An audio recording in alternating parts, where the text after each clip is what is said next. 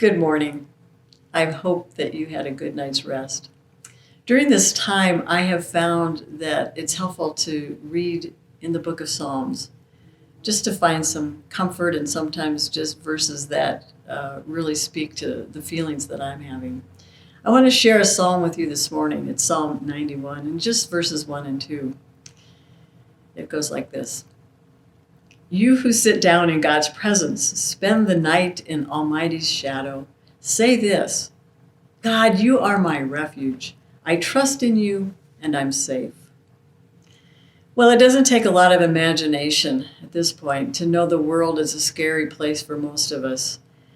And we tend to think that we have it worse than any time in history.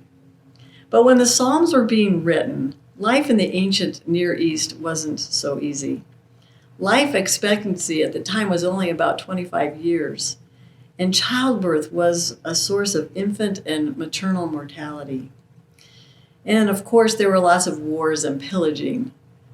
But in the midst of this trouble, the psalmist writes, God, you are my refuge. I trust in you and I'm safe. Our spiritual ancestors knew something about saying some words out loud.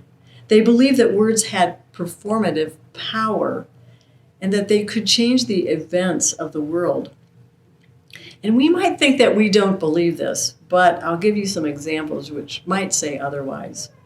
When a wedding officiant says, I now pronounce you married, it can join two people together.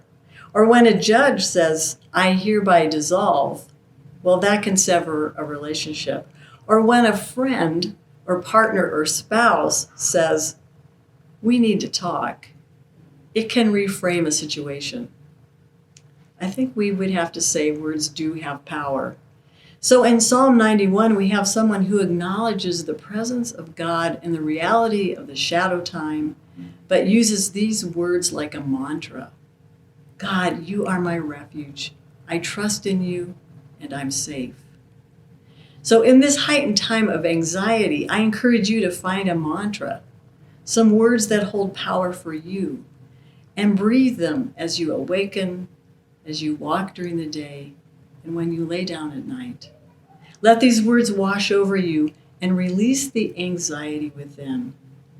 So I invite you to think about what those words might be for you. And may God bless you this day as you go about your work, your rest, and your play. Amen.